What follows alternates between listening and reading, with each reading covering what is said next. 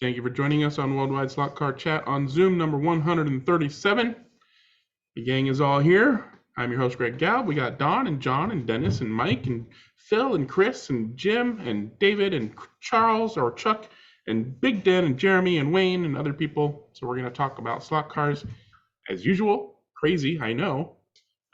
If you have a show and or tell, raise your virtual hand to show and or tell it, and I'll be sure to call on you. And then we'll do Club Corner and talk about whatever. So Jim is all ready to go, and I have a feeling I know what it is.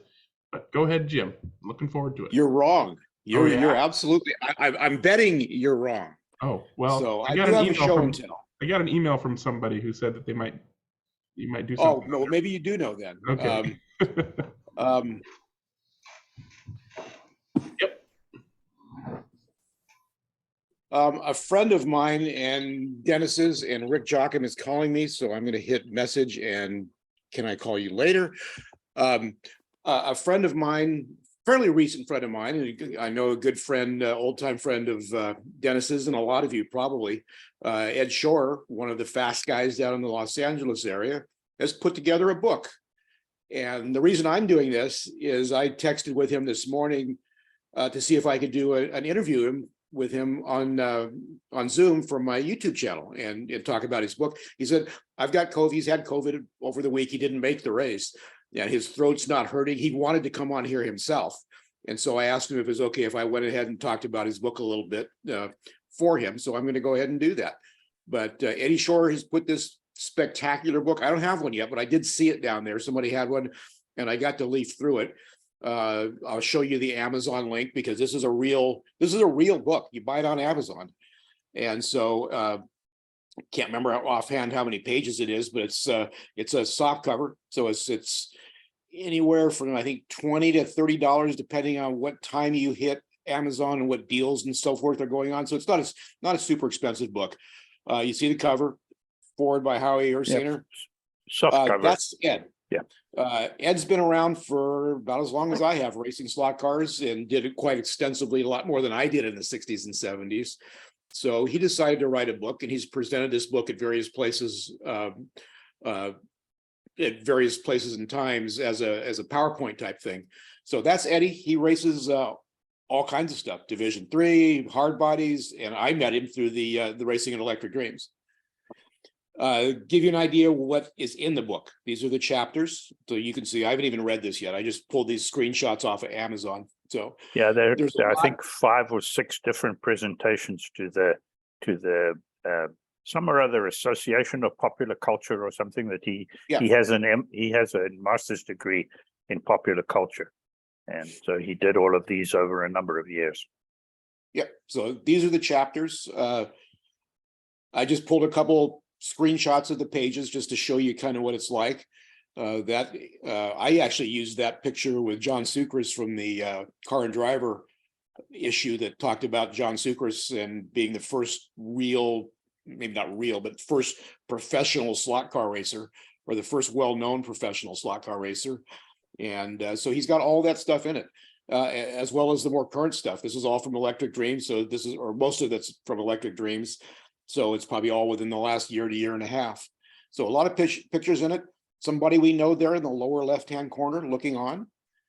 That's his team that he ran at the Pumpkin Enduro last year. So some interesting things from his standpoint about racing and culture. So that's really the whole thing in the book is slot car racing and popular culture. It's from what I saw of it, I'm going to order it. It looks really good, and it's really geared at us. Because there's all kinds of the people that we know, the people that have been around stock car racing for a while, we know these people and so forth. So it looks to be a really awesome book. I think that's Piranha on the right, isn't it, Dennis? Yes. And Electric Dreams on the left. Mm-hmm. And then I just pulled a screenshot. So if you just go on Amazon and you if you search on Amazon for slot car racing, this will come up. When I pulled this off this afternoon, it was $23.67. Last night it was 19. The other day it was 20. So I don't know how the pricing works, but it's in the $25-$30 range. So it's not terribly expensive. And well worth it, really. It's very, very nicely done. I was going to call Eddie and say, can you send me one for so I can review it on my YouTube channel. So I felt guilty about doing that because I should buy it. And I'm going to buy it. So I highly recommend it to everybody else as well. So Eddie was going to come on, but he said his throat's just killing him today. So he didn't feel like talking. He didn't. And he said, yeah, she said, well, I could go on and just hold the book up and not say anything. So I asked him, I'm going to go on and talk about it a little bit for you. And he said, sure. So that's why I'm doing this. Yeah, he's here. And He's in the chat. Is he here? Okay. Yeah, he says he's not going to talk because he can't talk. But yeah. So that's my presentation. Awesome. And I'm going to put that on my wish list. My wife's always bugging me for, things other than filament for Christmas. So that'll be a great. It's well worth it, guys. I bought it immediately and it's very, very nice. Yeah. Eddie, if you're here and you can hear us, thank you very much for doing this. It's a great book. And like I said, I highly recommend that everybody purchase it. All right. Well, definitely thank you for presenting that on Eddie's behalf. And we have plenty of time for more show and tells. I'll go ahead and get mine going. If you have a show and tell, go ahead and raise your hand and we'll talk about it. And I need to get my browser ready. Apparently I'm not. Apparently my browser isn't ready. I see Eddie's typing in the chat, guys. So if you want to see him. He says you're welcome. Okay, back to pictures. Okay. And share. All right, so I have completed my design and prototyping for a 2-finger trigger for the Professor motor controller, and it has the full interface in the top half. This is actually my friend's Professor motor analog, 2-knob controller with the new trigger in it. So it's got all the screws and posts and holes and whatnot for all the electronic giblets to connect to the top of the trigger. And most of the work involved figuring out where to have this cut, because the trigger hits the handle before it reaches the end stop for full blast. So I had to the original trigger only goes, it's 1 finger, right? So it never even touches that. So after making it longer, I had to do multiple revisions to make it so that it functioned properly without stopping too soon. But it works. There is me holding it at off, at 0 throttle, comfortable to hold, and that's full throttle.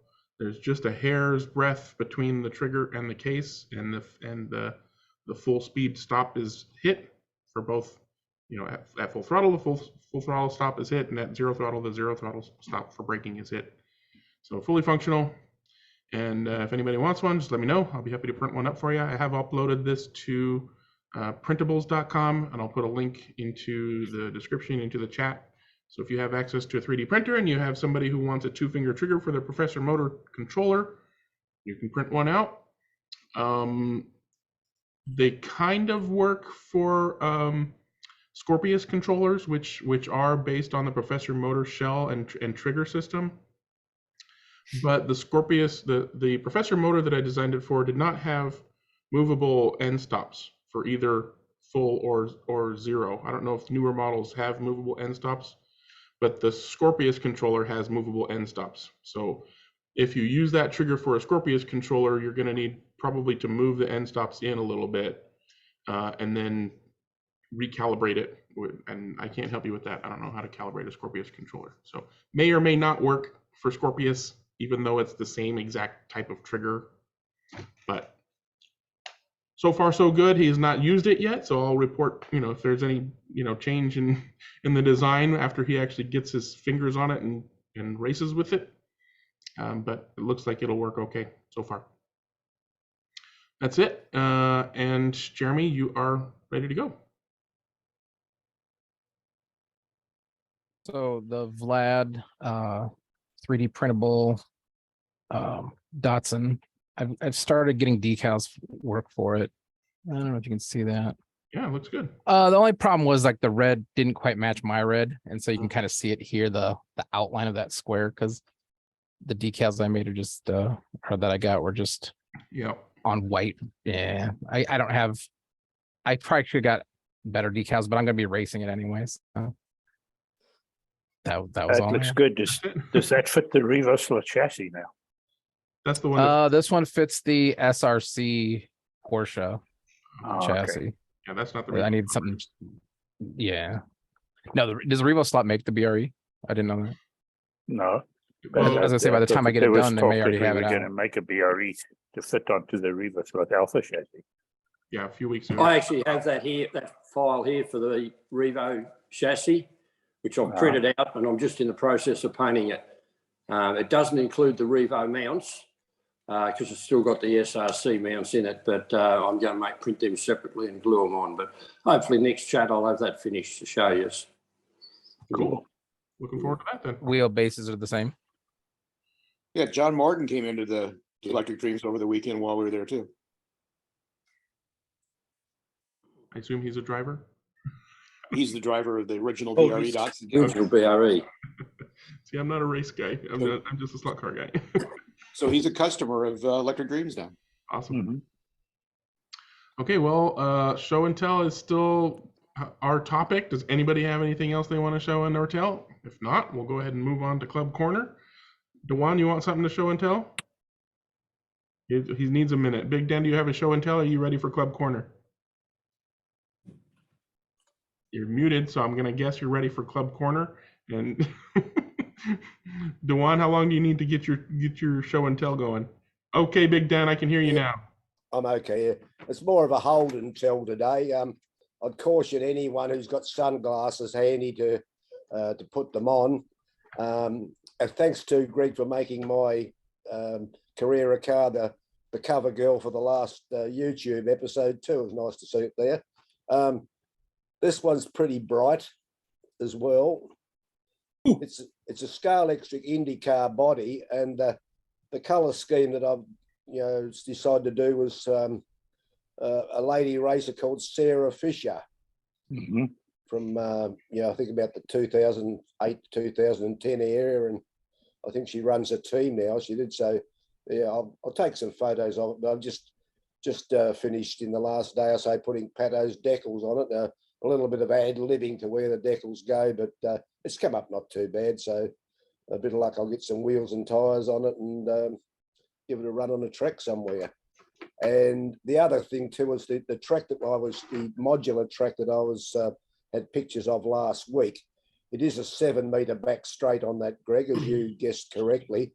But horror of horrors, I found that it's you need magnets to run on the thing properly because the surface is very very slippy. So unfortunately, I had a couple of old Ninko Carrera magnet cars in my car box and managed to get round a few laps without going sideways on every corner. And that's all I've got for today. All righty. Well, thank you very much for sharing, sir. And it looks like Mr. Weber has something he'd like to share. Go ahead, John. You need to unmute yourself. Yes, thank you. I have a question as much as show and tell. I mean, I can show you this this Monogram kit, Ferrari 250 GTO LM, and I've been reading online a lot about how well these Sebring, the Monogram Sebring chassis, which is used in a lot of their slot cars, a lot of the kits, been reading how well it works. Now I haven't run it myself, but I was going to ask Dennis, if they work so well, why doesn't someone offer them for sale as a chassis? Any idea? There are, excuse me, there are a couple of similar ones available, but I guess it would be a matter of who owns the molds and who's in the business still of injecting plastic into those molds. Right. MRRC had the same chassis at one point, and that company has been sold and rebought, and Monogram and Revell Monogram themselves have also been sold and repurchased. So I really don't know at the moment. Okay. Quite honestly, I don't know that they're any better than any other adjustable plastic chassis like a Slot Classic or a PCS or anything like that. Quite really. Okay. Okay, thank you. Yeah, I mean, they're not bad little chassis, John, but you're somewhat forced to run a slim can motor in there. Oh yeah, And, I noticed that. which is neither here nor there. I mean, they work fine. Some people don't like them. The configuration in that chassis really benefits if you used an offset crown gear from Slotted, because the motor is situated in that chassis. So the center line of the motor shaft is about 1 millimeter below the center line of the axle. So yeah, there's quite a bit of high point needed there. Yeah, an offset crown gear really helps out on those things as well. And as Dennis said, it's an okay plastic chassis. They go around just fine. They're certainly no better than any. They're not up to the spec of a Slotted or an NSR or a Scale. But it's not really the chassis that's the problem. A chassis is just a chassis. It's what you put on for guide, wheels, right, tires, all of those things that really make things work. Right. With that chassis, isn't there a version that has a regular Mabuchi FC130 can? Like I've seen 2 different versions, and I never figured out why. Of the Sebring? I don't know. Yeah, there's a Sebring chassis that has like it uses a regular can also. It's an older, I think it's like some of the earlier MRRCs had S-can motors in them with a plastic chassis, a lot of them. And but it wasn't Sebring. Then they went. But it wasn't the Sebring. Yeah, well, not when they went to the Sebring chassis, which is an adjustable chassis. The early MRRCs that went under their Ferraris and stuff like that were all single-piece chassis for an S-can motor. The Sebring was an adjustable chassis, so they could put it under their King Cobras and all the stuff that they reissued and came out with. And it is only an FF050 motor. Yeah, one of these little guys. It's a little fella. Yep. Pendle Slot in the UK have a few of those chassis, MRRC chassis left in stock, but they're almost out now. We run them as a class down here, separate class, but you might get a couple out of Pendle still. And they come in two different wheelbase adjustments on there. So have a look on there if you're after some, John. Okay, thank you. I think the slotted adjustable chassis may be the way to go. Quite a bit more expensive probably, but probably a lot better chassis. But yes, that's okay. The biggest problem with the slotted chassis, you can't, if you're running on a classic type car, you struggle to get the rear axle narrow enough on them. The potted chassis, that's all. Yeah. Okay. Thanks, Phil. That's all right. Thanks, no problem. All right, thanks, John. And Dewann, you had your hand up earlier. Are you ready to go? Sure. Take it away.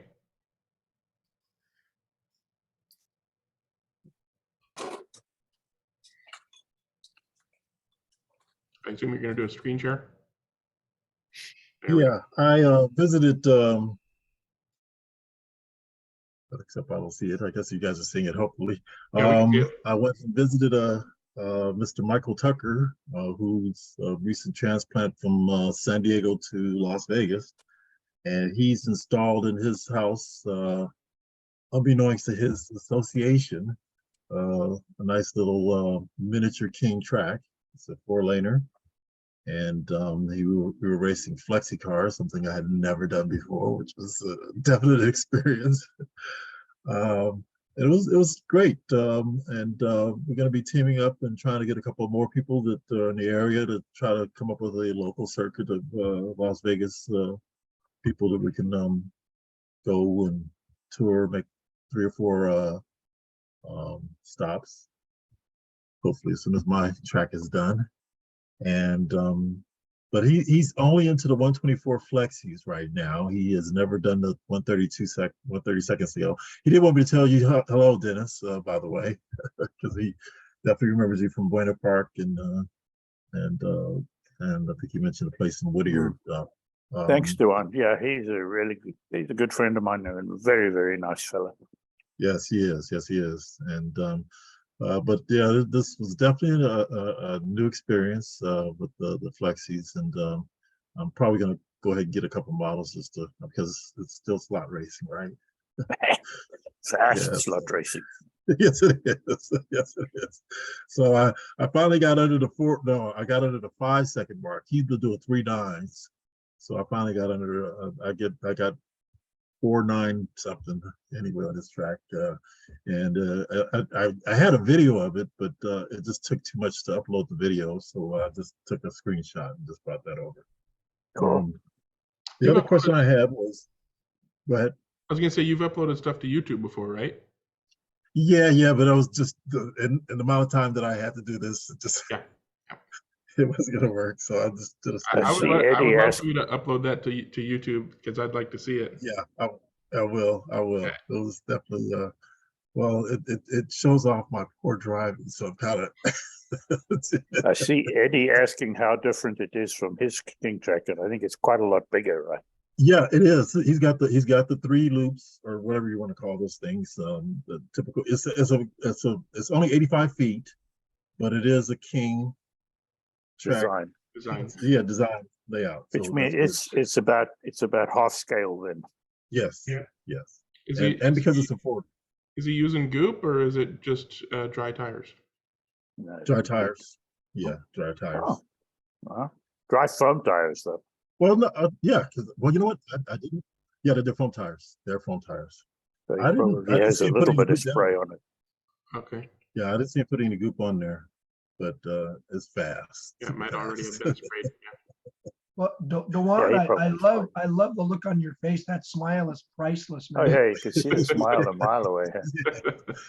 Yeah, and he's standing over there because he's at it was only the 2 of us, so he was definitely standing where I was making all my as a turn marshal where I was making all my mistakes. The crash point, you know. Yeah, but in the finger. Yes. So it was a little getting used to. And can you when you go down that straightaway, can you go flat out through the banking without? Yeah, he's 25 feet.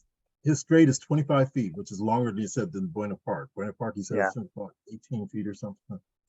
So his straight is longer than Buena Park. How steep is the bank at the end of the straight? It's not a very high. It's not at a very high angle, but it is because he wanted to do a complete flat track, but the designer of the track talked him into making some minor concessions. but it's not you can't go flat out through the first turn. You got to slow down for that at the end of the straight. Yeah, you actually can't go flat out on the turn, but you're coming out of it so fast you got to really, anyway. So I don't have all the driving points in place, and so I'm gonna go over there and practice a little bit, maybe once a week, or try to get over there and play smart cars with them. Cool, very cool. Yeah. And that probably would have been better for Club Corner, but anyway. Yeah, not gonna hit your hand, not gonna slap your wrist. The other question, I had a question that is completely off key here. 1/43rd scale Carrera Go cars, will they run on the Scalextric track, sport track? Yes and no. The Go cars tend to have a fat pin, and depending on the track, you might have some tight slot areas, and they can get jammed in the slot. So as long as you either convert the car to a slide guide, which there's conversions out there, or just file down the pin so that it's not quite as thick, you're fine. But it'll work better. Okay. It'll work better on pretty much any other track system than Scalextric. But to make it work on Scalextric, you got to file down that guide. Yeah. All right. Thanks for showing that, Dewann. And Mike, you are next, sir. Well, I have sad news to report, actually. The demise of my friend from Chelan's Black Widow Racing Track. He's getting out. And the only good news is I get his boneyard. So a whole bunch of old stuff. He's been doing it for a long time, but he decided to take the track down because he doesn't use it quite enough. We've been trying to get together on a regular basis, but it just hasn't been happening. So he just decided, so I'm done. So that's too bad. And unfortunately for me, there wasn't any racing this week. Both guys were out ill. So what kind of track? One with trigger finger and one with falling off his bicycle in the snow and ice. So, what kind of track was the Black Widow track? I don't remember. If you look on the YouTube channel, you'll see it. It's Bentley Fest, I think, is the name of the video that I took of it. Okay. So it's on there. But is it plastic or wood or? It's a Sport Track digital. Okay.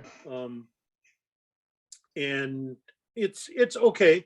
I don't particularly like the layout.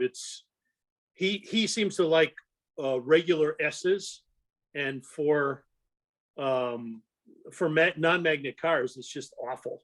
You know, just doing a regular S thing is, you really have to slow down. And he has like 3 S's in a row, and it doesn't work. It doesn't flow at all. And then he's got, you know, the usual thing that most people do is they start with straights, long straight, 180 back, 180 back. You know, it's like, but that's where I first started redoing it, redoing slot cars after a lapse of quite a number of years. So it's kind of sad, but it's the way it is. I'm hoping that I'm going to attract a little more people down here anyway, so I can do that. And the only other thing this week, they've at the Green Hornet Raceway, they've got the Slotto, so we'll be doing LMPs, stock cars, and retro Can-Ams.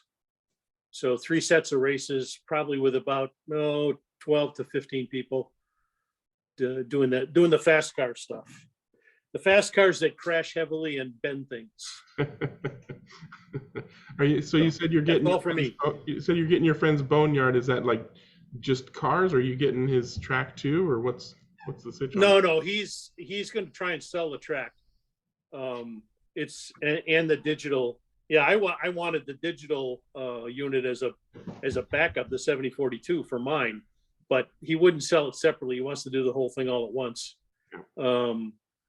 But what I'm getting is all his old pieces and parts of cars and a bunch of old Scalextric stuff, because he's had it around for a long time, and so I don't know exactly what's in there, but I'll either adapt it or fix it or move it on to somebody who wants it, especially some of the older stuff if they want to keep it pristine or anything like that, because I'm not interested in that. It's like, God didn't make these slot cars, they're made to run, so you fix them till they do.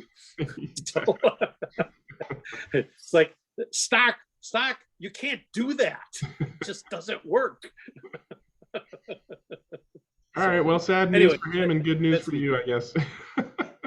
Sort of, yeah. I still got to pay a little bit for it, but not as much as it's actually worth. So yeah. I might have something to talk about in a week or two. It's very similar to that. Oh, okay, good. All right, so thanks, Mike. And Wayne, you've got your hand up. What would you like to share today? First of all, can you hear me okay? Yep. Okay, I've put my phone in the chat so that I can do a screen share. I'll get there. Okay.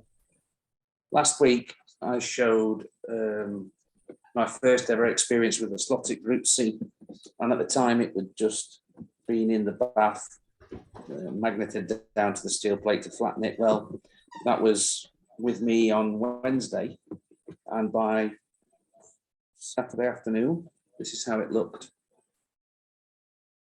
Prepared for a race on the Sunday down in London, a place called Stanborough Slot Car Club, a venue I'd never been to. But there it is with the digital chip installed. Nice, neat installation. Sorry? Nice, neat installation. Yeah, it's a peculiar one. A lot of people would put that chip rotated 90 degrees from where I've got it. I call this landscape orientation, and a lot of people, the other way around, portrait. and it will fit in portrait, but it just sits in between the posts on the motor pod for the screws there at the front. It would just fit. The body mounting post there is the limiting factor, but the LED for lane changing is close enough to the guide to function properly where it is. And yeah, that was how we, here's some pictures of how it came together. Now, the story I have to tell on my experience was about this, mainly about this rear suspension. Again, it's only the first time I've ever assembled and built one of these slotted suspensions. And my experience was that it binds, or it did on this chassis anyway, with this motor pod. There is a piece missing from that photograph, and it's the small steel brace that goes between the brass screws at the bottom. It sits beneath the springs and it provides a pair of spring location points. But as soon as that was installed, it was scratching its way up and down the screws quite badly. So I dispensed with it. I dispensed with the ability to limit the travel of the suspension, which it provides via those two open holes that you can see that would normally have grub screws in. I'm sure you're aware. And this is how I took the car. It was a prescribed gear ratio, prescribed brass boss. Wayne, may I ask a question? Sure, yeah. It appears from the photos, and maybe it's the photos, that the wheels on, as we're looking at it, the left side seem farther out from the center of the chassis than the wheels and tires on the right, or is it just my imagination? It's just because that pod is offset a little bit, so the wheels are the correct distance apart from one another. It's just that wheel is out more because the pod is slightly shifted to the side there. Oh, okay, thank you. Yeah, because I noticed a shim on the front too. Yeah. Well, you see, Dennis. Sorry, I was just going to say that the chassis and the pod, the way that they fit, they also accommodate a sidewinder. So there's nothing symmetrical at the back of the car, John. Right. Yeah. Okay. Thank you. I just thought maybe I thought the '60s drugs were kicking in again. I'm sorry. I can't say that they're I'm absolutely certain they're perfect right now in this picture, but the method I was using was to measure with my vernier caliper between the wheel hub and the bush and do the same on the opposite side. Yep. And that's how I set my track width and centralization. We weren't allowed to use any spacing shims on the rear axle. We weren't allowed to use any stoppers. So I am aware that several of the competitors at the event are using a crown gear per event because it's an endurance race for 4 hours. The one thing they don't like that. There's a couple of things. I found the same thing with the suspension, so I ended up just clipping the bars entirely. So they're basically just two independent suspension springs that seem to work better for me. But yeah, I had the same issue with the various bracketing causing it to bind and rack and stuff. The other thing I have a question on is, it appears from the photos that the ferrite man to the motor is wired in the other direction around. Yeah, you have the wires from the feet going to the chip and the wires that are the arms going to the motor when it's usually the other way around. I don't know if that matters, which I was going to ask you. Have you done it this way for the motor ferrite man before? Yes. Okay, so it doesn't seem to matter, I would imagine. Well, as far as I'm aware, it doesn't matter whether this is on the chip or on the motor, because I've seen them mounted in both locations. As long as it's on the motor side of the chip. Yeah. And not on the input side of the chip. It's the orientation that I'm questioning. No, the orientation make no difference. Yeah, okay. So as long as you have both the cap and the ferrite, it doesn't matter if the energy is going through the ferrite before the cap or vice versa, as long as both of those things are involved in the process of filtering out noise. As long as the current goes through the ferrite man. Yeah. And the cap is next. Yeah. If you like, it's effectively, in terms of wiring, it's electrical circuit. It's mounted across the motor can. It could be, it doesn't matter whether it's here or there. But as long No, as it's the not. current Yes, goes I mean to the wire, Ferrite man, the having wires go from the ferrite man and to the motor and from the ferrite man to the chip. Of course, that's smart. yeah, that's It, right. I usually have I usually have the feet of the ferrite man going towards the motor versus going towards the Yes, chip. and that's I've done that too. The reason I've done it this way is because the ferrite man is only normally necessary when you're using the oxygen chip. And so when I move one, I move the other. It all sits together as one unit and can be moved from car to car. And that is the second installation for this chip. Okay. Good idea. The motor lead wires are really small by comparison to the lead wires on the front of the car. Yes, Dennis, that's correct. The black wire is new wire to me. I purchased it. It's NSR branded. And the wires at the front there, the red ones, are slotted original silicone wires. And the reason that they're different is because with the little black wires, I could not get the guide to center for toffee. So I used something far more robust to ensure that I got the springiness required to get the guide to center. Yeah, the original slotted wires were gargantuan. Well, those slotted wires are unfortunately rather oversized compared to most typical wires for this job, but I have them, so I was going to use them. Yep. I think they were actually already on the chip. They might have not been on in the quite the same orientation, but I'm happy that you've got comments and questions regarding this because there it's at. And what it was this Mazda 787B. Yep. Have you had it on the track yet? It ran on Sunday. Oh, okay. How'd you do? Appallingly, quite honestly. It was one of the worst DiSCA digital style events I've ever done. The car didn't come alive for at least 2 hours of the race. In the first stint, the first hour, I was doing the drive, and it would roll over, it would spin, it would do all sorts of naughty things, and I couldn't trust it, and you just didn't know when it was going to happen. And then my co-driver took the sticks and had a similarly difficult time. And then I retook the sticks for the hours 2 to 3, and the car started to be respectable. I'm not going to say it was extremely quick, but respectable. And then in the 4th hour, oh, sorry, I should have showed you this, shouldn't I? This was the circuit we took it to. And let me tell you, for a first visit, it was quite a lesson, quite a learning experience. Yeah. This end of the circuit, there's a hairpin right that's missing on the top left corner of the picture that you can't see. But this end of the circuit is relatively straightforward and relatively quick. The infield over there was quite intense. Oh, and those are kinks. Those aren't straight right there. Yeah. Kinks. Okay. There's a kink. There's 2 kinks in the straight towards that hairpin with the gentleman marshalling with the spectacles on, and those were easy to be caught out on. And the one that you can't see the hairpin right that's behind the building there was surprisingly tight. And of course, if you crashed there, you're a long way from a marshal, so it cost you quite a bit of time. But it's permanent venue, belongs to the club at Stanborough. Its lap time was in the 11-point high decimals and low 12s for a good lap.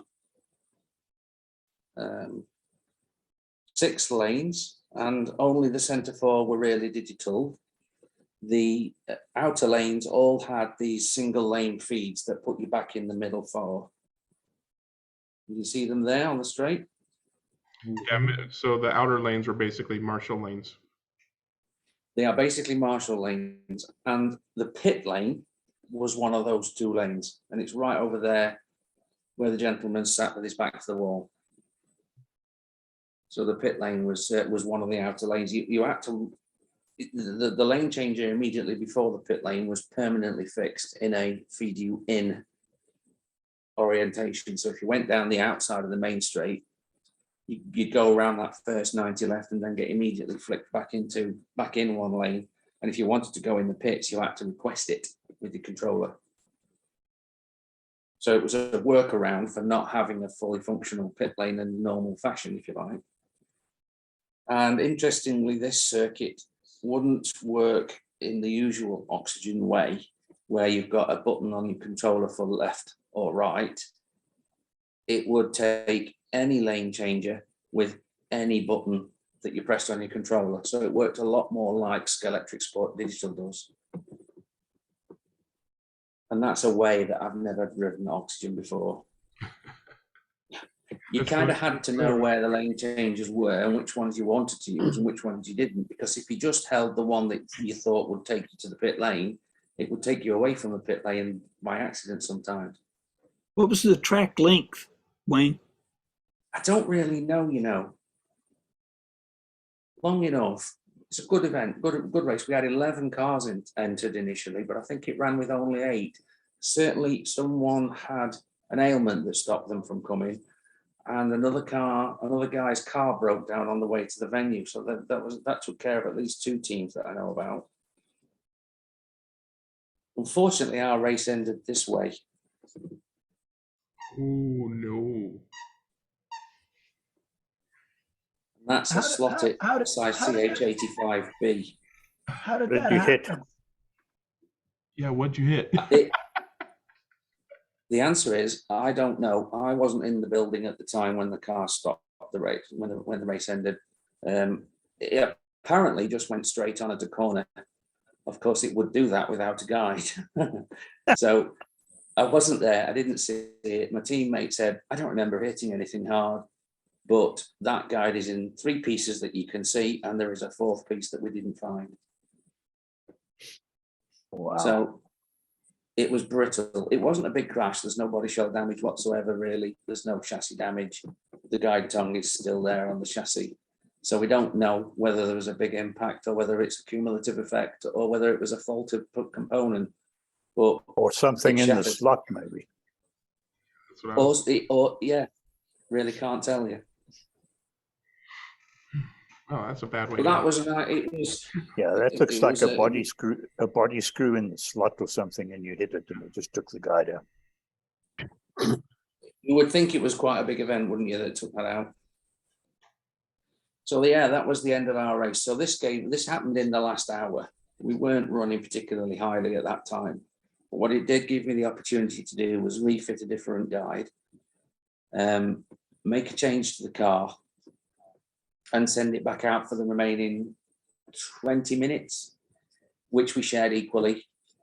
And in that time, I looked at the timing screen and my teammate did his fastest lap of the whole race. And I took it over with 10 minutes to go. And I subsequently did my fastest lap and the car's fastest lap of the whole race. So the change that I made was correct. And it taught me a lesson in how to not install a motor pod in the car. So other than the replacement guide, what did you do? Well, you see the side picture there. Yeah. There's a silicone O-ring in between the motor pod and the chassis. Yeah. And what I did, the change that I made was to take that O-ring away. It looks pretty thick though. Now there's also, yes, it is. It's 1.3 millimeters thick. Okay. And it's too thick. Yeah. Especially as I didn't really get time to take much material off the bottom of the motor pod screw holes. I did check that they were level with one another, and I did have to sand a little material from one that I didn't have to remove from the other to get them level with the bottom, to get them the same height from the table as the bottom of the motor pod. But I didn't take enough off to accommodate that silicone washer, so that was the mistake. And really what I effectively did when I removed it was lower the motor. And that picked up some downforce, I think, and therefore I got the quick lap. And that was the event for us. All right. Well, thank you very much for showing that. Yeah, interesting stuff. Sorry that it didn't go Slot better. share. But yeah, there you go. That's racing. Yes,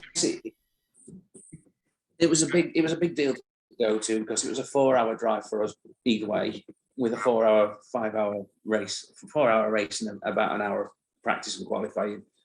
And on a new track with a new car, we came away with a little downbeat about the result, but upbeat about the event. It was pretty well organised, pretty well run. We made a mistake with the regulations. We followed the regulations to the letter.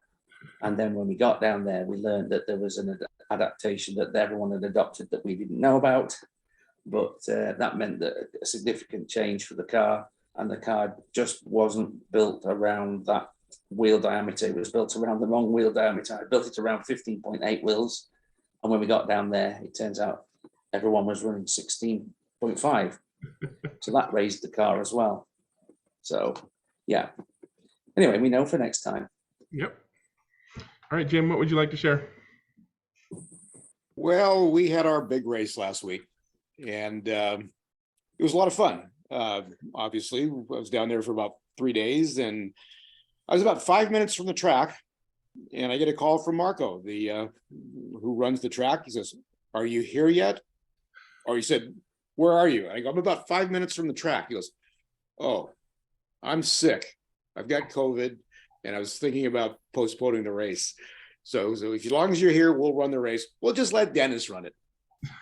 So as I said before, Dennis got to run the race. Excuse me, Dennis didn't get the race. He got to be the race director. And so he did a great job, like I said before. Thank you. The race turned out to be pretty much everything I expected, pretty much the way I expected it to turn out in terms of the results. So the perpetual, not perpetual, but the big trophy went back to Northern California, but not in my car. Went back with Ian and Herman from Northern California. And it was an interesting event because it was a 2-hour qualifier, 3 heats of 5 teams. So that took almost a little over 6 hours to qualify. In hindsight, I think maybe 1 hour qualifying is better, but then we'll see what Marco wants to do next year. We qualified third, so we made the A without too much problem. The top 6 teams of the 15 that ran in the heats, the top 6 went to the A. Then the fun began, because what happened is the 6th place team got to draft another driver that didn't make the A main, but was one of the fastest 10 drivers on an individual basis.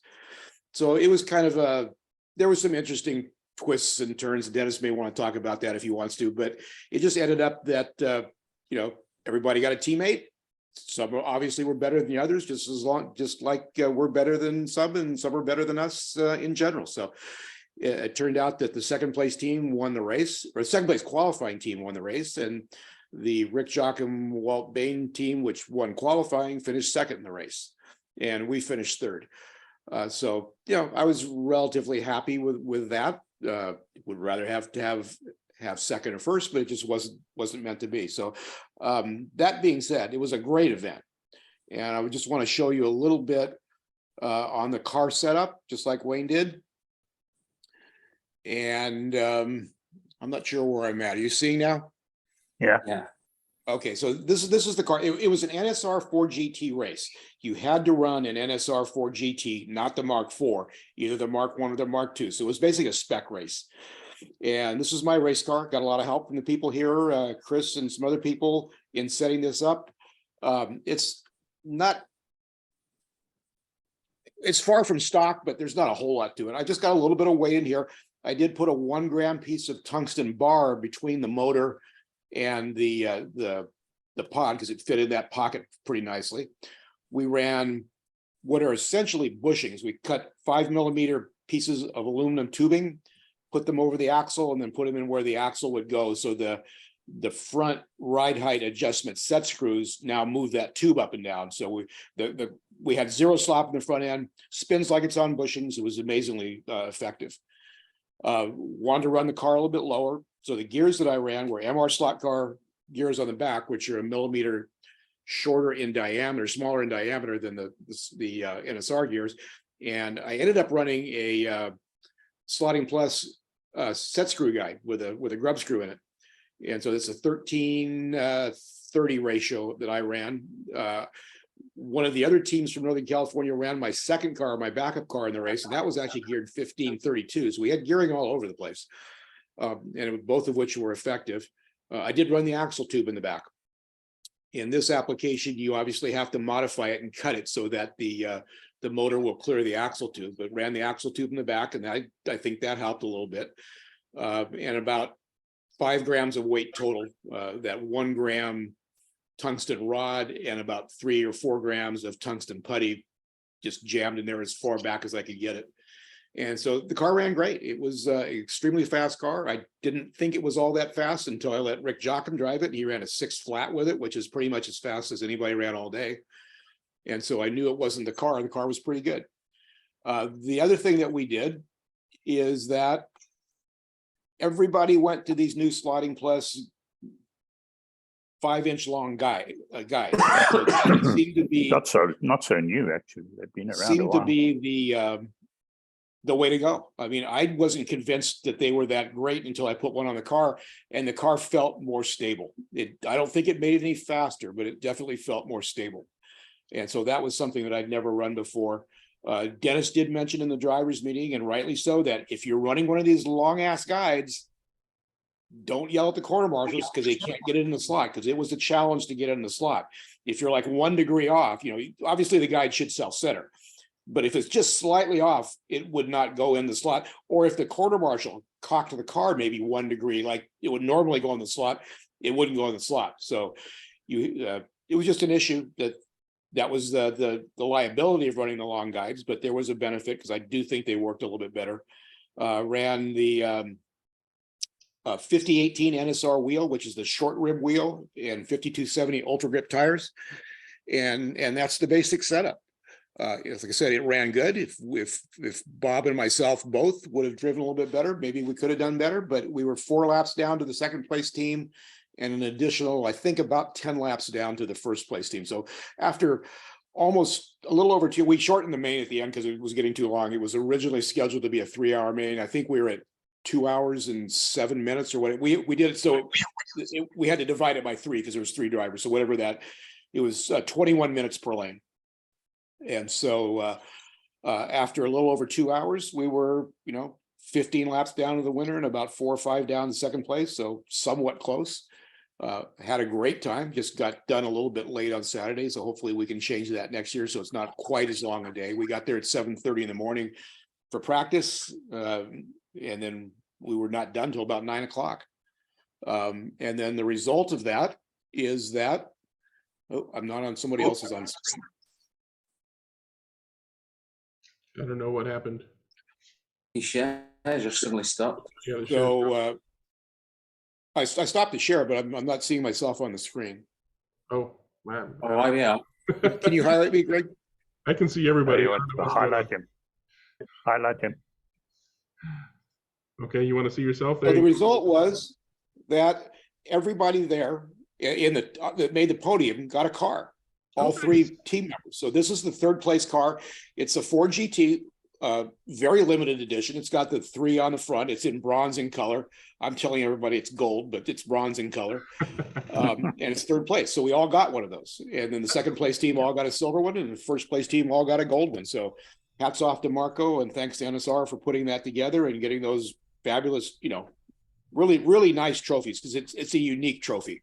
It's a car that'll go up in my on my shelf and will probably never even be run. So thanks to Marco, and a huge thanks to Dennis, because he stepped in and ran that whole friggin' race from beginning to end and did a great job. Not only did it, but did a great job, and was I guess, Dennis, you decided not to run because it was too much hassle. What actually happened there was that because Eddie couldn't make it, Eddie Shorer and Phil Nyland were going to run together, and I was going to run with Mill Conroy.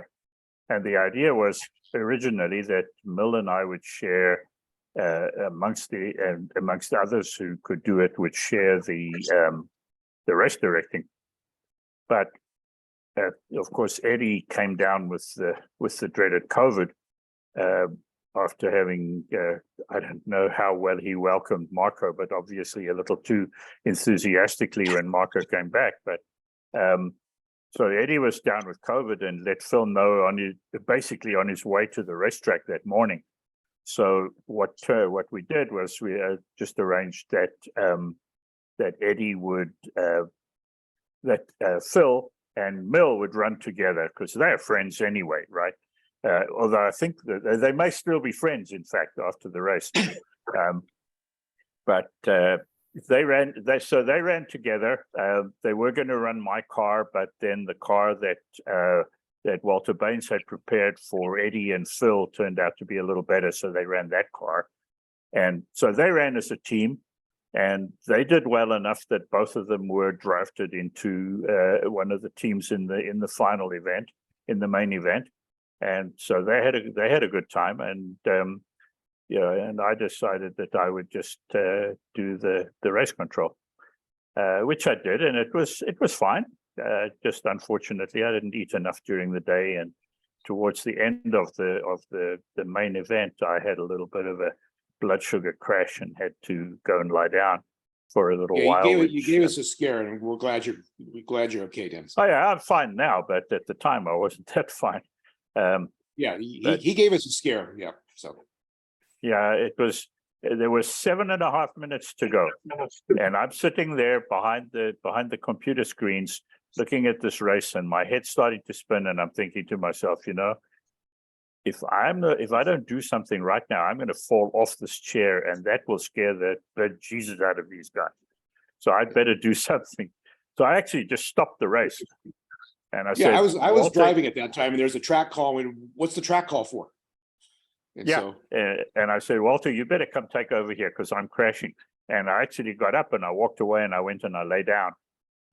And they stopped the race, and then they all standing around looking at me instead of getting on with the bloody race, right? And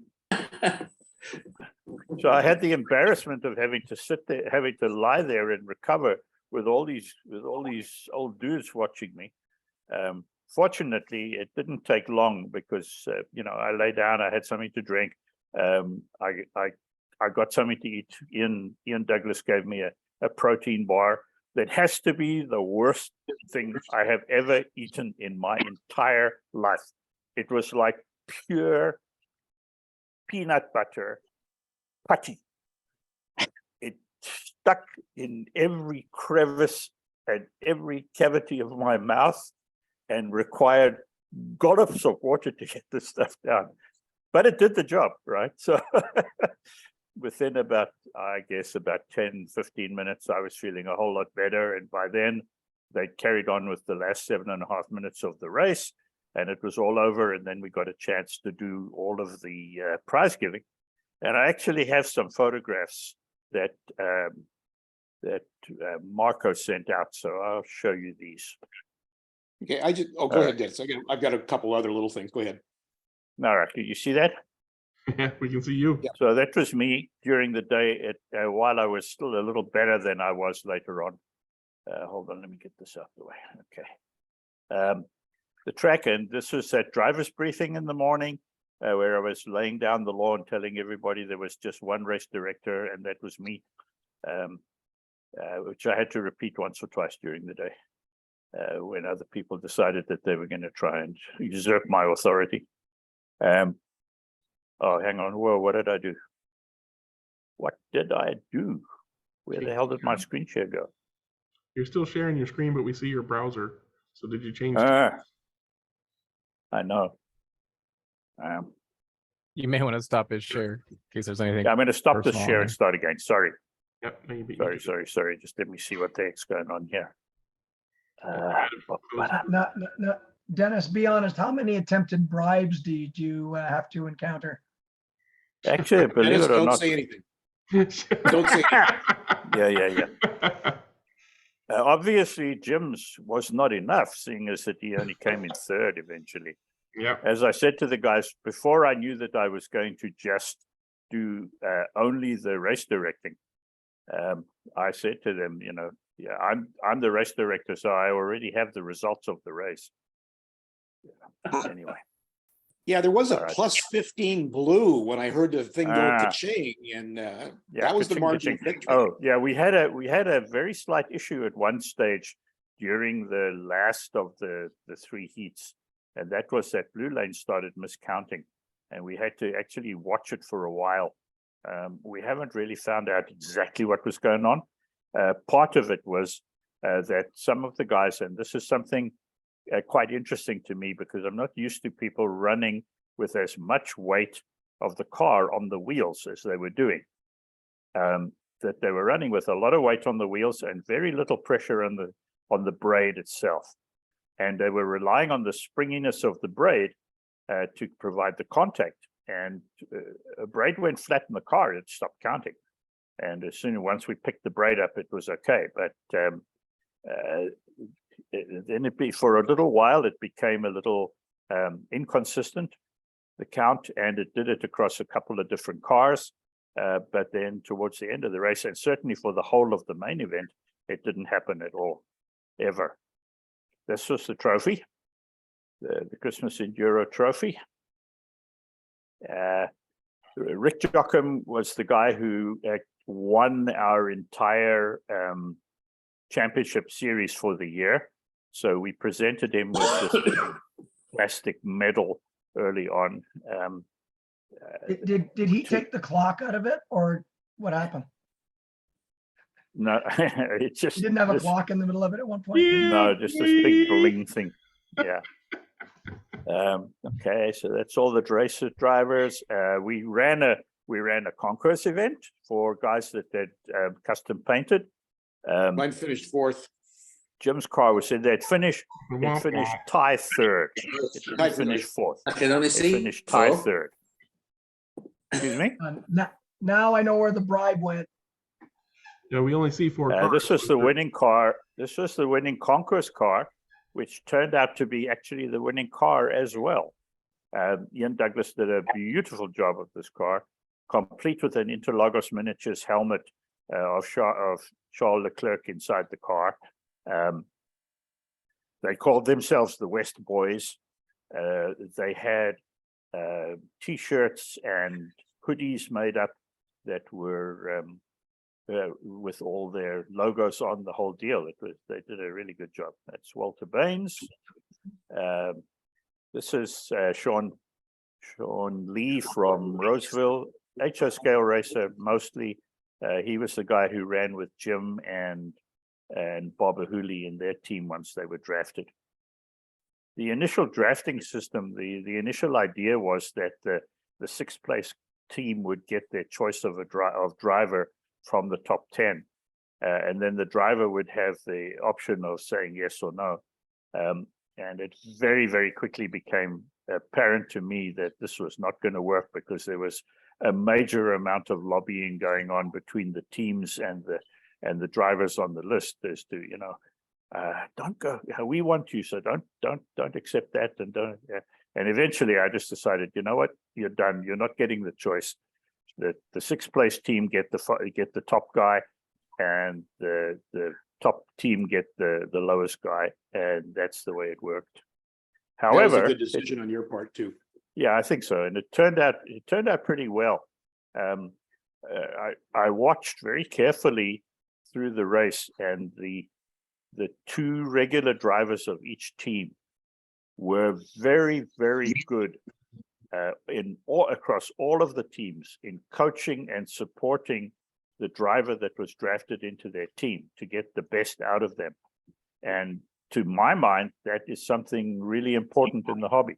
And for no other reason, I would love to see that continue, because I think it's a really good thing to have.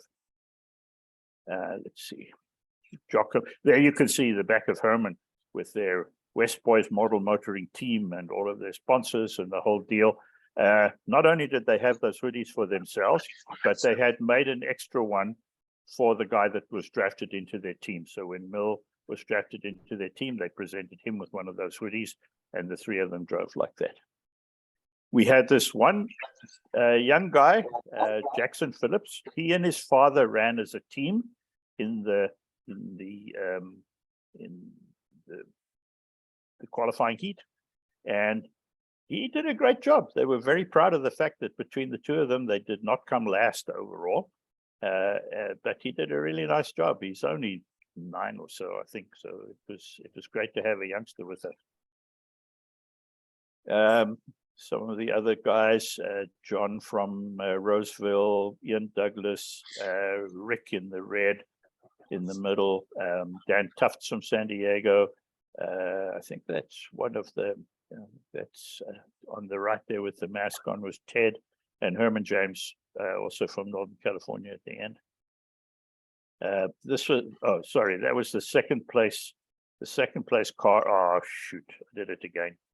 I'm sorry. I'm going to stop there. There's just a second place car that had lights fitted. Yeah. All right, guys, that's it. So from my side, it was a heck of a good race, and I think everybody enjoyed it really well, and we look forward to doing it again. It was great. Just a couple of little quick things for me. I got in that draft when they were signed. I got Sean Lee, who lives about 20 miles from me, and I raced with him every other Tuesday in HO, and every other Tuesday was last night. And ironically, he had a team IROC last night based on qualifying, determined who your teammate was, and I got him again. But we won last night in the HO race. I did a couple, if you can spotlight this just for a second, Greg.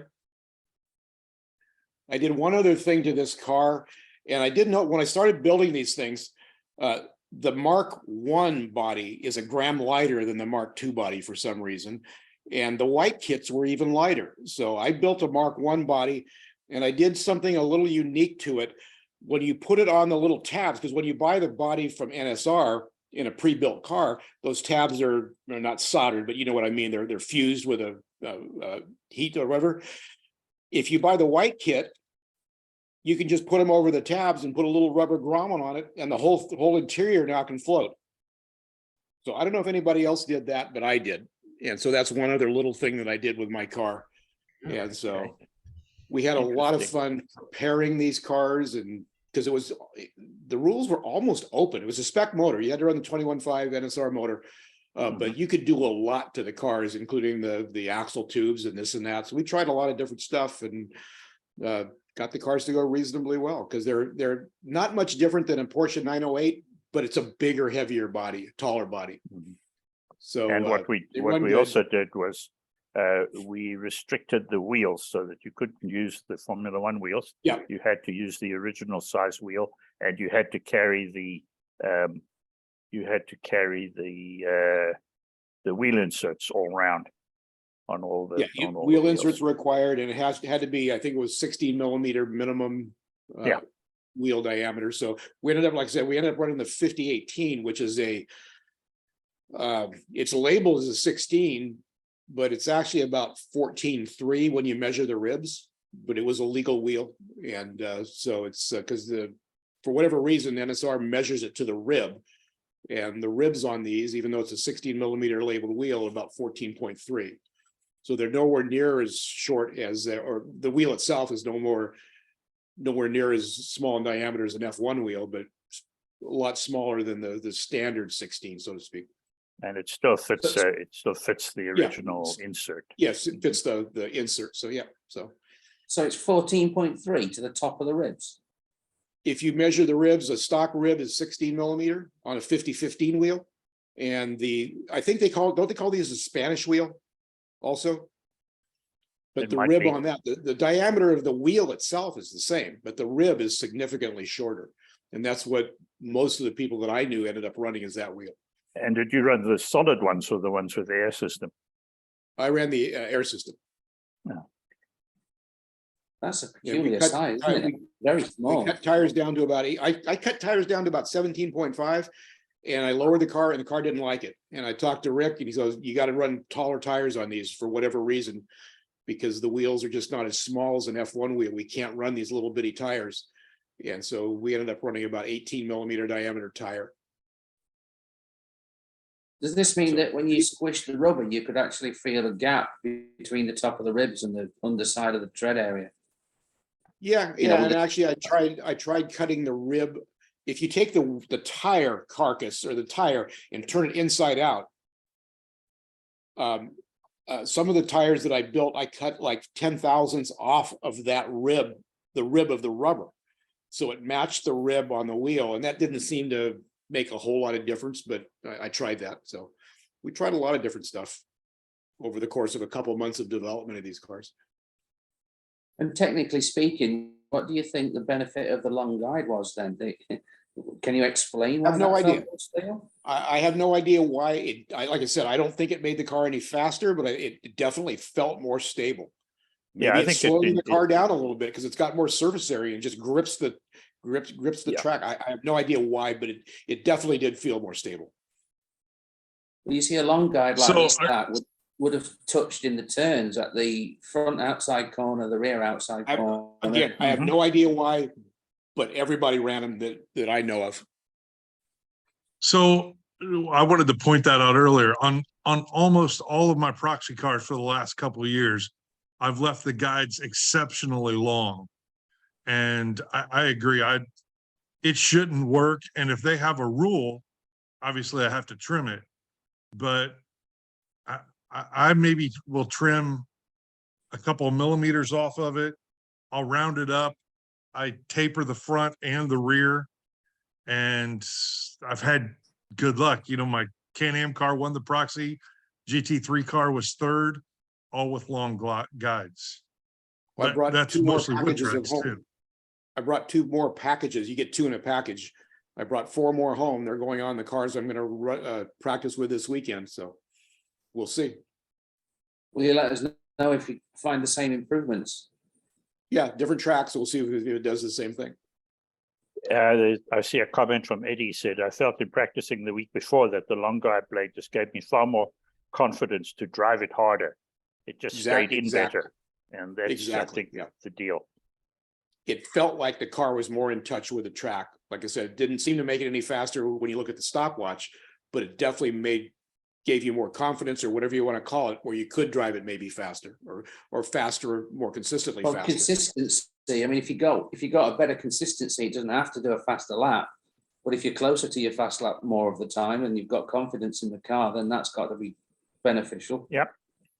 Or if you don't come out that long extra time because the guide works so well that you just don't come out as much and not going any faster, that means more laps.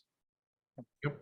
There were a lot of things that people learned about endurance racing, and another one of them was tire cleaning during the race, particularly early on. A lot of people were stopping 2 or 3 times during a heat to clean the tires.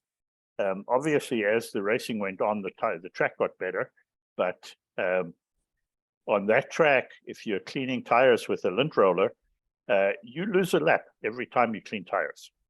And least, yeah. it takes you quite a while to catch that lap back. And I watched a lot of guys and I watched their lap times after a track clean, after a tire clean. The immediate lap after the tire clean obviously is longer because of the fact that you've been stopped for 6 seconds. So it's going to be like a 12-second lap. But then guys that were lapping in the 6.9, their first laps on very clean tires were always in the 7s. And then like 4 or 5 laps in after the tire clean, then their times went back down into the 6.9s. So I was starting to wonder whether the tires were getting that clean that they were actually slowing the car down a little until they just either picked up a temperature or maybe until the guy got back into the rhythm of it. I'm not quite sure what the mechanism of that was, but I saw it happen more than once. Well, that's interesting that you say that, because I talked to Ian in the last couple of days, and they did not do green flag pit stops. They did the one pit stop at a lane change. And then we had 2 track calls. It was a 21-minute heat. We had 2 track calls to change drivers, but you couldn't touch the car. Correct. So you had to run 21 minutes without touching the car. If you wanted to do a pit stop for tires, it had to be done under green flag. They did 0 green flag pit stops. He's convinced that won them the race because the other teams, and we didn't do it every time, We did a couple straight green flags, but we did it most of the time. And I think Rick's team pretty much did it every heat. Yeah. And so if you figure you lose a lap and you lose a heat, 2 laps per heat, because you're changing drivers twice, times 6 heats, that's 12 laps. And that was the margin of victory. Yeah. So they're convinced, and I'm not denying, I'm not saying he's wrong or right. I'm just saying he's convinced, and he can show you with facts. You know, you lose a lap, like Dennis said. If you do it 12 times, you lose 12 laps. They won by 10. But Dennis, you never saw the lap times get down to the 6.5s then, because we did during. I mean, no, the lap times were way lower. I was just using that as an example. I mean, Rick. The top teams, either the Rick Jock and Walter Baines team, or the Ian and Herman team, or the Jim and Bob team, they were running in the 6.1s on some of the lanes. But you didn't see those super fast laps, like within 3 laps of the tire clean. You didn't see the first exploratory lap where the driver doesn't quite know what he's got, and then he settles into the rhythm and discovers that the grip is there, and then the quick lap come, and then they slowly peter away back to the 6.9s area. Yeah, that would probably be how it was working. Yes. Yeah, I think looking back on it and talking to Ian, I think the right thing to do would be to let your third driver, because theoretically he's your number 3 driver, and plus he doesn't have experience with your particular car, let him run first, which is what we did. And so he's running on clean tires. So you have a lane change, you clean tires, he gets in the car, runs 7 minutes, and let the other 2 more experienced drivers, fight it out with tires that are not quite as clean, and then run it with no green flag stops. So, like Dennis said, 21 minutes per lane. There's strategy here. You were doing 21 minutes per lane, and you were doing green flag driver changes.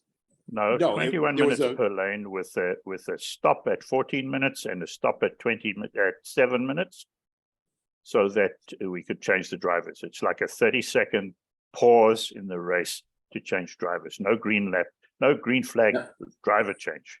Originally, it was supposed to be a 30-minute lane, and every 10 minutes you change drivers, but we got to the end and it got so late, Dennis made a good decision. We're going to shorten it to 21 because it divides by 3 evenly. So we thought 7 minutes per driver per lane would be a good compromise. So that's why it was 21 minutes. And I think that next year we'll probably do something again like that. There's, obviously this is the first really big endurance race we've run. And it's the first time that we've run with the drafting idea of drafting extra drivers. I think that we'll make some changes next year. The preliminary races will be a little shorter. The final race will be a little bit longer.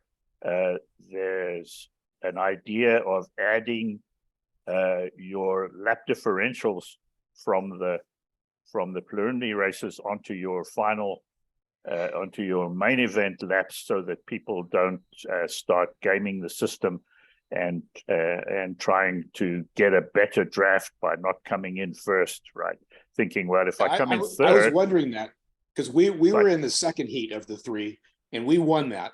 So we were the leader going into the 3rd heat, but the 2 fast teams, in my opinion, and it turned out to be, were in the 3rd heat. So we were wondering, are they just going to kind of fight it out themselves and not go quite as fast, just enough to make it in? And so they'd get a better draft. So there's all kinds of stuff going through my mind when that 3rd heat was being run.